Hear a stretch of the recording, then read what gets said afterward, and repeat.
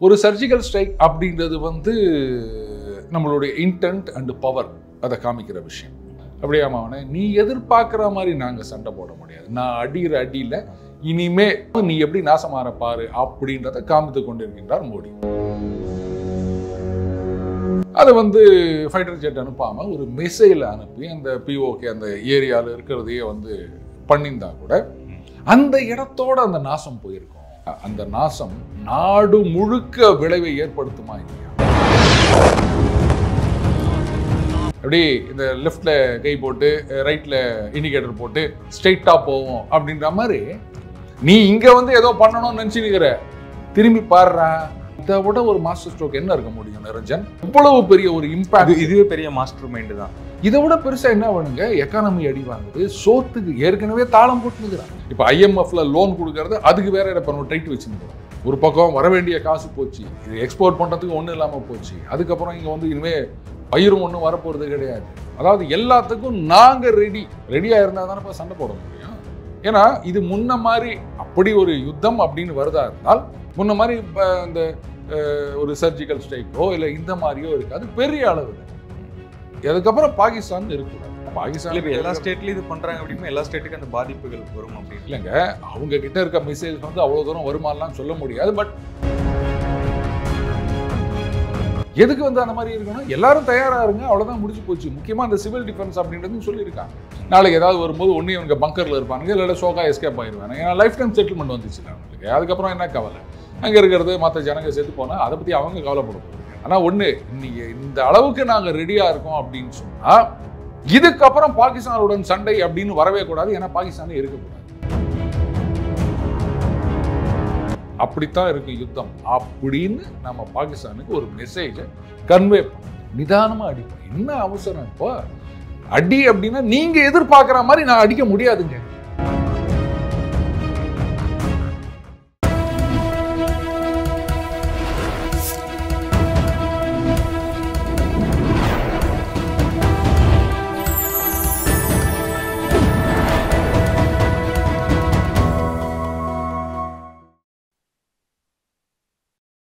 Channel 5 Tamil நேயர்களுக்கு வணக்கம்.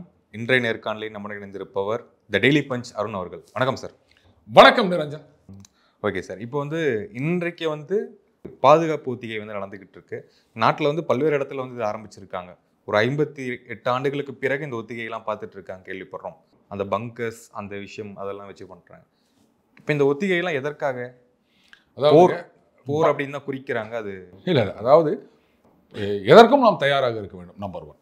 போர் அப்படின்னு வந்தாச்சுன்னா நம்மளுக்கு மறந்து போச்சு. இந்த பங்கர்ஸ் அப்படின்றதெல்லாம் இங்கே யாருக்கிட்டையும் கிடையாதுங்க. என்ன பண்ணலாம்? நம்ம இந்த தண்ணிக்கு சம்பு கட்டி வச்சுக்கிறோம்ல, அதில் ஒன்றா போய் உக்காந்திங்கன்னா தண்ணி எல்லாம் எடுத்துட்டு, இல்லைனா ஒரு குழா வச்சுக்கின்னு போய் இருக்க வேண்டியதான். ஏன்னா பங்கர் இன்னைக்கு எங்கேயுமே கிடையாது நம்மக்கிட்ட. அப்போது செகண்ட் வேர்ல்டு வார் நடந்த காலத்தில் இதுக்கு வந்து அந்த இந்த சிந்துன்னு பாட்டு புத்தகம்லாம் விற்பாங்க. எம்டன் போட்ட குண்டு, எரிஞ்ச டாங்கி 2 அப்படின்னு இதெல்லாம் பாட்டெல்லாம் போட்டு காலனா காலனா அப்படின்னு இந்த கவிதை புத்தகம் விற்பாங்க அந்த காலத்தில். அண்டு இது மாதிரி ஜெர்மன்காரன் ஜப்பான்காரன் குண்டு போட வரான் அப்படின்ன உடனே கிட்டத்தட்ட அன்றைக்கு இருந்த மெட்ராஸில் 3/4 பேர் காலி பண்ணின்னு சொந்த ஊருக்கு போயிட்டாங்க. அதில் சில பேர் வந்து பர்மனெண்ட்டாக நாங்கள் திரும்பி வரமாட்டோம் அப்படின்னு சொல்லிட்டு ஒன்றும் பாதிகமாக இருந்ததெல்லாம் மற்றவங்களுக்கு விற்றுட்டு எதையோ எழுதி கொடுத்துட்டு அப்படி இப்படின்னு வச்சுக்கோ அப்படின்ட்டு போயிட்டாங்க. அன்னைக்கு இங்கே மெட்ராஸில் தங்கினவங்கெல்லாம் அதுக்கப்புறம் கோடீஸ்வரன் ஆயிட்டாங்க. அந்த அந்த குண்டு வந்து இங்கே இந்த கிளைவ் பேட்டரி அந்த இடத்துலலாம் இருக்குது, நம்ம பார்க்கலாம். அதுக்கு தயாராக இருக்க வேண்டும். ஏர் ரைடு சைரன் அப்படின்றது தான் முக்கியம். அதாவது ஒரு இன்கமிங் மிசைலோ இல்லை வந்து ஃபைட்டர் ஜெட்டோ வருது, நம்மளுடைய அந்த ஏர் டிஃபென்ஸ் எல்லாம் தாண்டி வருது அப்படின்னும் போது சைரன் உங்களுக்கெல்லாம் தெரியுமான்னு தெரியல. எங்கள் ஊர்லலாம் பார்த்தீங்கன்னா காலையில் 8 மணிக்கே, மத்தியானம் 1 மணிக்கு, நைட்டு 8 மணிக்கு சங்கு பிடிப்பாங்க. அது ஒரு இடத்துல இருக்கும், அது வானு கேட்கும். அது சுத்துப்பட்டி 18 பட்டிக்கு அந்த சங்கு கேட்குங்க. ஒரு 10 கிலோமீட்டர் சுத்த அளவுக்கு அந்த சத்தம் கேட்கும். ஸோ ஜனங்க வந்து டைம் பார்த்துக்கிறதுக்கு அது வந்து அபாய சங்குன்னு சொல்லுவாங்க. அதாவது யாராவது முக்கிய பிரமுகர் இறந்துட்டார் இல்லை வேற ஏதாவது ஒரு இது அப்படின்னும் போது விட்டு அடிக்கும் அந்த நம்ம ஆம்புலன்ஸ் சைரன் மாதிரி. அது அபாய சங்குன்னு ஒன்று எல்லாம் என்ன ஏது அப்படின்னு. ஏன்னா அப்போல்லாம் வாட்ஸ்அப்பு மெசேஜ் ஒரு பொள்ளங்காயம் கிடையாது இல்லை, அலாரம் மாதிரி.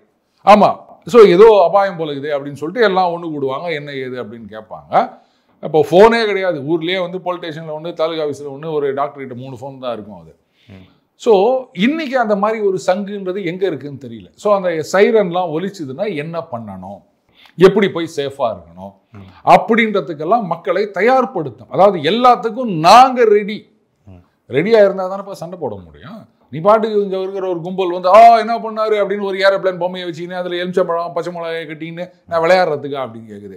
யார் அப்படின்னா அந்த 2007-8 ஃபினான்ஷியல் இயரில் நம்ம இராணுவத்தோட மாடர்னைசேஷனுக்காக கொடுத்த 48,000 கோடியில் 7,000 கோடியை யூஸ் பண்ணாமல் திருப்பி கொடுத்த கேடுகட்ட காங்கிரஸை சார்ந்தவர்கள் இன்னைக்கு கேட்குறாங்க, நான் பொம்மை வச்சு விளையாடுறதுக்கா எலுமிச்சம்பழம் கட்டுறதுக்கா அப்படின்னு. அப்படிப்பட்ட ஒரு கேவலமான கட்சி தானே காங்கிரஸ் கட்சி. அவங்க இது மாதிரி கேட்டுங்கிறாங்க. ஸோ நாங்கள் ரெடியாக இருக்கோம். ஏன்னா இது முன்ன மாதிரி அப்படி ஒரு யுத்தம் அப்படின்னு வருதா இருந்தால் முன்ன மாதிரி இந்த ஒரு சர்ஜிக்கல் ஸ்ட்ரைக்கோ இல்லை இந்த மாதிரியோ இருக்காது பெரிய அளவில். அதுக்கப்புறம் பாகிஸ்தான் இருக்கக்கூடாது, அந்த மாதிரியான யுத்தமாக இருக்கும். ஏன்னா பாகிஸ்தான் இப்போ எல்லா ஸ்டேட்லையும் இது பண்ணுறாங்க அப்படின்னா எல்லா ஸ்டேட்டுக்கும் அந்த பாதிப்புகள் வரும் அப்படின்னு இல்லைங்க. அவங்க கிட்ட இருக்க மிசைல்ஸ் வந்து அவ்வளோ தூரம் வருமானலாம் சொல்ல முடியாது. But B prepared. எதுக்கு வந்து அந்த மாதிரி இருக்கணும், எல்லாரும் தயாராக இருங்க, அவ்வளோதான் முடிச்சு போச்சு. முக்கியமாக அந்த சிவில் டிஃபென்ஸ் அப்படின்றது சொல்லியிருக்காங்க. ஸோ ஆபத்து காலத்தில் என்ன பண்ணணும் அப்படின்னு நாங்கள் தயாராக இருக்கோம், எல்லாத்துக்கும் தயாராக இருக்கும் அப்படின்ற ஒரு சமிஞ்ஞை பாகிஸ்தானுக்கு. சும்மா அந்த உதவ விட்டுருக்காது தம்பி, நாங்கள் எல்லாத்துக்கும் ரெடி. ஆனால் ஒன்று, இன்னைக்கு இந்த அளவுக்கு நாங்கள் ரெடியாக இருக்கோம் அப்படின்னு சொன்னால் இதுக்கப்புறம் பாகிஸ்தானுடன் சண்டை அப்படின்னு வரவே கூடாது. ஏன்னா பாகிஸ்தானே இருக்கக்கூடாது, அப்படித்தான் இருக்கு யுத்தம் அப்படின்னு நம்ம பாகிஸ்தானுக்கு ஒரு மெசேஜை கன்வே பண்ணுறோம். அதைத்தான் முக்கியமாக பார்க்கணும். ஓகே, இப்போ 2 நாட்கள் முன்னாடி வந்து மோடி வந்து முப்படை தளபதி கூட வந்து சந்திச்சிருந்தாரு. இல்லை சொன்ன விஷயம் என்னன்னா, அவங்க கனவிலும் எதிர்பார்க்காத மாதிரி திருப்பி அடிக்கணும் அப்படிங்கிற விஷயம் தான் நம்ம கேள்விப்படுறோம். எந்த மாதிரி இருக்கும் அப்படின்னு சொல்லிட்டு அடிச்சா இது என்னங்க இது இருக்கு, அது பாகிஸ்தான் இருக்கு அப்படி எடுத்து இல்லை அப்படி இல்லை. அதாவது இப்போ நீங்கள் சொன்னீங்க தண்ணியை நிறுத்திட்டாங்க அப்படின்னு. கொஞ்ச நேரத்துக்கு முன்னாடி இன்னொரு செய்தி பார்த்தேன், வேற ஏதோ ஒரு இடத்துல இருந்து டகால்னு தண்ணி திறந்து ஊற்றுறாங்க, வெள்ளமாக போய் நிற்குது அப்படின்னு. ஆனால் அது ஒன்றும் அத்தன்டிகேட் பண்ணல. பட் இனியோ ஏதோ ஒரு இடத்துலேருந்து தண்ணி வெள்ளம் போய் நிற்குது அப்படின்னு பார்த்தேன். ஒருவேளை அது உண்மையாக இருக்கும் பட்சத்தில், ஆமாப்பா அந்த பக்கம் தண்ணி வரலையா, அதை இங்கே வெள்ளம் வருதுல்ல, இந்த தண்ணி எடுத்து யூஸ் பண்ணிக்கா, பக்கெட்டில் எடுத்து ஊற்றிக்கா, இப்படி கூட நம்ம நக்கலாக சொல்லலாம் பாகிஸ்தானை பார்த்து. அடுத்தது, இது வந்து முக்கியமான சீசன், அதாவது இந்த மிதப்பு காலம். பாகிஸ்தானில் 2 முக்கியமான கிராப்ஸ். ஒன்று வந்து அரிசி, இன்னொன்று வந்து பருத்தி. அரிசி வந்து சோத்துக்கு பஞ்சம், பருத்தின்றது வந்து டெக்ஸ்டைல்ஸ் எக்ஸ்போர்ட். சோத்துக்கும் அடி, வெளிலேருந்து வர காசுக்கும் அடி. ஏன்னா அந்த பருத்தின்றது வந்து அவங்க எக்ஸ்போர்ட் பண்ணுறாங்க, யானா பண்ணுவாங்க, இல்லை வந்து டெக்ஸ்டைல் ஆடைகளாக உருவாக்கி பண்ணுவாங்க, அதுக்கும் அடி. முளைகளைன்னா என்ன பண்ணுறது, தண்ணி இல்லைன்னா ஒன்று வெள்ளம் வந்து அடிச்சுட்டு போகுது, இல்லைடா பஞ்சம் வந்து பிடிங்கிட்டு போகுது, என்ன பண்ணுவீங்க? 3 மாதம் இதனுடைய ரிசல்ட்டு தெரியும். நிதானமாக அடிப்போம், என்ன அவசரம் இப்போ? அடி அப்படின்னா நீங்கள் எதிர்பார்க்குற மாதிரி நான் அடிக்க முடியாதுங்க. நீங்கள் எதிர்பார்க்குற மாதிரி நான் பதில் சொல்லணும் அப்படின்னு நீங்கள் நினைக்க முடியுமா? என் இஷ்டத்துக்கு தான் நான் பதில் சொல்வேன். அந்த மாதிரி எப்போ அடிக்கணும் எப்படி அடிக்கணும்னு எனக்கு தெரியும். சில நேரங்களில் என்ன சொல்கிறது, கத்தியை விட புத்தி, கத்தியை திட்டாதே புத்தியை திட்டு அப்படின்னு ஒரு சினிமா பாட்டு கூட இருக்குது இல்லையா? அதனால் ஏன் நான் காசே செலவு பண்ண முடியாமல் ஒன்றை வந்து ஒன்றும் இல்லாமல் பண்ண முடியும்னு பண்ணிட்டு போகிறேன். நான் எதுக்கு வந்து நான் அவ்வளோலாம் செலவு பண்ணணும்?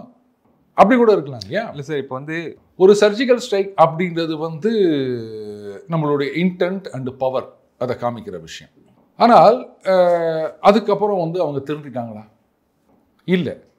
மேபி நம்ம ஒரு மிசைல் அட்டாக் பண்ணி அங்கே இருக்கிற அந்த ட்ரைனிங் கேம்ப்ஸை வந்து உருத்தெழியாமல், அஃப்கோர்ஸ் சர்ஜிக்கல் ஸ்ட்ரைக்கில் பண்ணும், அதை வந்து ஃபைட்டர் ஜெட் அனுப்பாமல் ஒரு மிசைலை அனுப்பி அந்த பிஓகே அந்த ஏரியாவில் இருக்கிறதையே வந்து பண்ணியிருந்தா கூட அந்த இடத்தோட அந்த நாசம் போயிருக்கும். நிரஞ்சன், தண்ணி போல அரிசி இல்லை பருத்தி இல்லை அப்படின்னா அந்த நாசம் நாடு முழுக்க விளைவை ஏற்படுத்துமா இல்லையா? தண்ணி பஞ்சம் வரும், சோத்துக்கு பஞ்சம் வரும், என்ன பண்ணுவீங்க? உள்ளுக்குள்ள ஒத்தனை அடிச்சுப்பான்ல. இதை விட ஒரு பெரிய தமாஷுன்னு தான் சொல்லணும். ஆனால் அவனை பொறுத்த வரைக்கும் நம்ம அது தமாஷா தான் பார்க்கணும். வேணும், இந்த மாதிரி ஆளுங்களுக்கு அது வேணும் தான். இதை விட வேற என்ன இருக்க முடியும் சொல்லுங்க? எவ்வளவு பெரிய ஒரு இம்பாக்ட். இதுவே பெரிய மாஸ்டர் மைண்டு தான். இதை விட பெருசா என்ன வேணுங்க? எக்கானமி அடி வாங்குது, சோத்துக்கு ஏற்கனவே தாளம் போட்டுனுக்கிறான், இப்போ இன்னும் வேகமா தாளம் போட போறான். ஃபாரின் எக்ஸ்சேஞ்ச் கிடையாது. போதாக்குறைக்கு இங்கே நம்மளுடைய ப்ரிப்பேர்ட்னஸ்லாம் பார்த்த பிறகு இருக்கிற கொஞ்ச நஞ்ச ஆயில் ரிசர்வையும் ஒன்றும் இல்லாமல் பண்ணுற மாதிரி அப்படியே எல்லாத்தையும் வந்து நாங்கள் பார்டர் கொண்டு வரோம், அதை கொண்டு வரோம், இங்கே கொண்டு வரோம் அப்படின்னா, டேய் நாளைக்கு ஆயில் ஸ்டோரேஜ் தீர்ந்து போச்சுன்னா எங்கடா போய் பிச்சை எடுப்பேன்? காசு எங்கடா இருக்குது உனக்கு? இருக்கிற நம்மளுடைய ஃபாரின் எக்ஸ்சேஞ்ச் ரிசர்வ்ன்றது எவ்வளோ இருக்குது, அவங்களுக்கு ஒன்றுமே 15 பில்லியன் தான் இருக்குது. அதை வச்சு என்ன பண்ணுவேன்? இப்போ IMFல லோன் கொடுக்கறது அதுக்கு வேற இப்போ நம்ம டைட் வச்சுன்னுக்கிறோம். அங்கேருந்தும் வந்து கடன் வர போகிறது கிடையாது. எங்கே போவ காசுக்கு? எவன் கொடுப்பான்? எவனும் வந்து அங்கே இன்வெஸ்ட் பண்ண போகிறது கிடையாது, கடன் கொடுக்க போகிறது கிடையாது. ஆல்ரெடி வந்து ஃபாரின் ஏர்லைன்ஸ்லாம் வந்து ஐயோ பாகிஸ்தான் மேலே பறக்க வேணாம் அப்படின்ட்டாங்களாம். சரிங்க, பறக்காட்டா போட நமக்கு என்ன வந்தது அப்படின்னா, இந்த ஓவர் ஃப்ளைட் ஃபீஸ்னு ஒன்று இருக்குது தம்பி, சும்மா இல்லை. அது எவ்வளோ $1,000,000 தெரியுமா? வருஷக்கணக்கில் அப்படி அவங்களுக்கு லாஸ் ஆக போகுது. நம்ம இந்தியன் ஏர்லைன்ஸ் நம்ம இந்தியாவிலேருந்து போகிறது பறக்கூடாதுன்னு சொன்னான். இதுக்கே அவனுக்கு பயங்கர லாஸு. இப்போ உலகத்தில் இருக்க ஏர்லைன்லாம் வரமாட்டோம் அப்படின்னு சொல்லிட்டாங்கன்னா அப்போ எவ்வளோ லாஸ் அவனுக்கு? ஒரு பக்கம் வர வேண்டிய காசு போச்சு, இது எக்ஸ்போர்ட் பண்ணுறதுக்கு ஒன்றும் இல்லாமல் போச்சு. அதுக்கப்புறம் இங்கே வந்து இனிமேல் பயிரும் ஒன்றும் வரப்போகிறது கிடையாது. நாடு முழுக்க நாசமாக போகுது. அண்ணாண்ட பக்கம் அந்த பக்தூன்குவா அங்கே அவங்க கலாட்டா பண்ணின்னுக்கிறாங்க, இந்த பக்கம் பலுச்சிஸ்தானில் இவங்க கலாட்டா பண்ணின்னுக்கிறாங்க. போதாக வரைக்கும் ஆப்கானிஸ்தான் இதான் ஷாக்குன்னு சொல்லிட்டு கரெக்டு. என்ன தம்மத்தூண்டு இருந்தேன்னு இவன் என்ன நம்மளோட ரொம்ப பெரிய மாதிரி ஆட்டம் காமிச்சுன்னுக்கிறான். இப்போ நம்ம என்ன பண்ணுவோம், பார்டரில் அங்கே எடுத்துன்னு போய் வச்சுக்கிறான்ல POK அந்த பக்கம், இங்கே சும்மா தானே இருக்குது, நம்ம ஆளுங்களை அனுப்பிச்சு நாம் இந்த ஏரியாலாம் ஆட்டையை போடுவோம். டெஹரிக் தாலிபான் பாகிஸ்தான் அப்படின்னு அவங்க வந்து பிரான்ச் ஆஃபீஸ் மாதிரி கட்சியை ஆரம்பித்து வச்சுக்கிறாங்க. அங்கே பலுச்சிஸ்தானில் சொல்கிறாங்க, சீனாக்காரங்களாம் வெளில போ, இது எங்கள் ஏரியா, நீ நான் இங்கே வந்து இது பண்ணின்னுக்கிற, எங்கள் ஆளுங்களை இது பண்ணிக்கிறேன், இது எங்கள் நாடு அப்படின்னு அவன் சொல்லி நிற்கிறான். இப்போ அவன் பலுச்சிஸ்தான் லிபரேஷன் ஆர்மியோட சண்டை போடுவானா இல்லை TTPயோட சண்டை போடுவானா? எங்கே போய் என்ன பண்ணுவான்? அவன் இங்கெல்லாம் கொண்டு வந்து வச்சுட்டு அவன் சொல்ல, அப்பா நமக்கு ரூட்டு கிளியர், எவ்வளோ வேணுமோ எடுத்துக்காங்க, இதை கூட நம்ம பார்த்து ரசிக்கலாம்ல. அப்படி இந்த லெஃப்டில் கை போட்டு ரைட்டில் இண்டிகேட்டர் போட்டு ஸ்ட்ரெயிட்டாக போவோம் அப்படின்ற மாதிரி நீ இங்கே வந்து ஏதோ பண்ணணும்னு நினச்சின்னுக்கிற, திரும்பி பாடுறா பாதி அவன் ஆட்டையை போட்டு போயின்னுக்கிறான்டா. இதை விட ஒரு மாஸ்டர் ஸ்ட்ரோக் என்ன இருக்க முடியும் நிரஞ்சன்? Yes sir. இப்போ 2 ஆண்டுக்கு முன்னாடி வந்து காஷ்மீருடைய எல்லை பகுதியில் வந்து அந்த தாக்குதல்லாம் நடத்துகிறாங்க, சுட்டுட்டு போயிட்டு இருக்காங்க. யாருக்கும் பாதிப்பு இல்லை, வெறும் ஷார்ட் டேர்மில் வந்து சுட்டுட்டு போகிறாங்க அப்படின்னு கேள்விப்படுறோம். இது எதுக்காக? நாங்களும் இங்கே இருக்கோம் அப்படின்னு காட்டிக்கிறாங்களா? நீங்கள் கரெக்டாக சொன்னீங்க.